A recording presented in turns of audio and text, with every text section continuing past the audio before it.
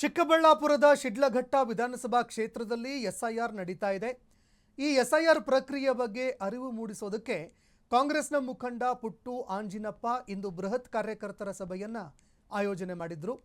ಸಭೆಯಲ್ಲಿ 10,000ಕ್ಕೂ ಹೆಚ್ಚು ಕಾಂಗ್ರೆಸ್ನ ಕಾರ್ಯಕರ್ತರು ಮುಖಂಡರು ಭಾಗಿಯಾಗಿದ್ದಾರೆ. ಎಸ್ಐಆರ್ ಬಗ್ಗೆ ಸಂಪೂರ್ಣ ಮಾಹಿತಿಗಳನ್ನು ಪಡೆದುಕೊಂಡಿದ್ದಾರೆ ಅವರಿಂದ.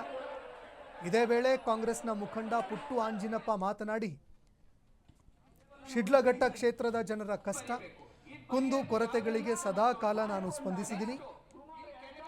2028ರ ಚುನಾವಣೆಯಲ್ಲಿ ನನ್ನನ್ನು ಆಶೀರ್ವಾದಿಸಿ ನಿಮ್ಮ ಸೇವೆಗೆ ಅವಕಾಶ ಮಾಡಿಕೊಡಿ ಅಂತ ಮನವಿ ಮಾಡಿಕೊಂಡ್ರು. ಇನ್ನೂ ಕಾರ್ಯಕರ್ತರಿಗೆ ಭರ್ಜರಿ ಬಾಡೂಟದ ವ್ಯವಸ್ಥೆಯನ್ನು ಕೂಡ ಮಾಡಲಾಗಿದೆ. ಅಜ್ಜ ಕದಿರೇನಹಳ್ಳಿ ಗ್ರಾಮದ ತೋಟದಲ್ಲಿ ಸುಮಾರು 20 ಎಕರೆಯಲ್ಲಿ 6 ಕೌಂಟರ್ ಮೂಲಕವಾಗಿ ಬಾಡೂಟ ಆಯೋಜನೆ ಮಾಡಲಾಗಿತ್ತು. ಮಟನ್ ಬಿರಿಯಾನಿ, ಚಿಕನ್ ಬಿರಿಯಾನಿ, ಕಬಾಬ್, ಚಿಕನ್ ಮಸಾಲ, ಬೋಟಿ ಗೊಜ್ಜು ಸೇರಿದಂತೆ ವಿವಿಧ ಖಾದ್ಯಗಳನ್ನು ಮಾಡಿದ್ರು. ಭರ್ಜರಿ ಬಾಡೂಟಕ್ಕಾಗಿ ಕಾಂಗ್ರೆಸ್ನ ಕಾರ್ಯಕರ್ತರು ಮುಗಿಬಿದ್ದಿದ್ದಾರೆ.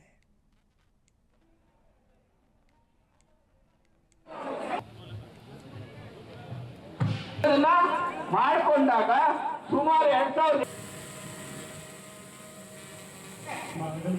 ಇದರಲ್ಲಿ ಏನ್ ಮಾಡಬೇಕು, ಯಾರು ಮೇಲ್ಗಡೆ ಫೋಟೋ ಇರುತ್ತಲ್ಲ ಮೇಲ್ಗಡೆ ಅವ್ರದ್ದು ಬರಿಬೇಕು. ಆಧಾರ್ ಕಾರ್ಡು ಮತ್ತೆ ಏನು ಪ್ಯಾನ್ ಕಾರ್ಡ್ ಏನೇನೋ ಕೇಳಿದ್ದಾರೆ ಇದರಲ್ಲಿ, ಅವೆಲ್ಲನೂ ಕೂಡ ಫಿಲ್ ಮಾಡಬೇಕು. ಅಕಸ್ಮಾತ್ ನಿಮ್ಗೆ ಗೊತ್ತಾಗಿಲ್ಲ ಅಂತಂದ್ರೆ BLO ಇರ್ತಾರೆ, ಯಾರಿರ್ತಾರೆ, ಅಂಗನವಾಡಿ ಟೀಚರ್ ಇರ್ತಾರೆ, ಇಲ್ಲಾಂದ್ರೆ ಯಾವ್ದೋ ಗೌರ್ಮೆಂಟ್ ಸ್ಕೂಲ್ ಟೀಚರ್ ಇರ್ತಾರೆ, ಅಂಥವ್ರ ಕೈಲಿ ಕೇಳ್ಕೊಂಡು ಇದನ್ನ ಬರಿಬೇಕು. ಇದು ಬರೆಯೋದು ಯಾವ ರೀತಿ ಅಂತ ನಾನು ತೋರಿಸ್ತೀನಿ. ನೆಕ್ಸ್ಟ್ ಇಲ್ಲಿ ಕೆಳಗಡೆ ಅರ್ಧ ಭಾಗ ಇದೆ, ಕಾಣ್ತಾ ಇದೆ ನಿಮ್ಗೆ. ಇದರಲ್ಲಿ ಏನ್ ಮಾಡಬೇಕು, ಯಾರು ಮೇಲ್ಗಡೆ ಫೋಟೋ ಇರುತ್ತಲ್ಲ ಮೇಲ್ಗಡೆ ಅವ್ರದ್ದು ಬರಿಬೇಕು. ಆಧಾರ್ ಕಾರ್ಡು ಮತ್ತೆ ಏನು ಪ್ಯಾನ್ ಕಾರ್ಡ್ ಏನೇನೋ ಕೇಳಿದ್ದಾರೆ ಇದರಲ್ಲಿ, ಅವೆಲ್ಲನೂ ಕೂಡ ಫಿಲ್ ಮಾಡಬೇಕು. ಅಕಸ್ಮಾತ್ ನಿಮ್ಗೆ ಗೊತ್ತಾಗಿಲ್ಲ ಅಂತಂದ್ರೆ BLO ಇರ್ತಾರೆ, ಯಾರಿರ್ತಾರೆ, ಅಂಗನವಾಡಿ ಟೀಚರ್ ಇರ್ತಾರೆ, ಇಲ್ಲಾಂದ್ರೆ ಯಾವ್ದೋ ಗೌರ್ಮೆಂಟ್ ಸ್ಕೂಲ್ ಟೀಚರ್ ಇರ್ತಾರೆ, ಅಂಥವ್ರ ಕೈಲಿ ಕೇಳ್ಕೊಂಡು ಇದನ್ನ ಬರಿಬೇಕು.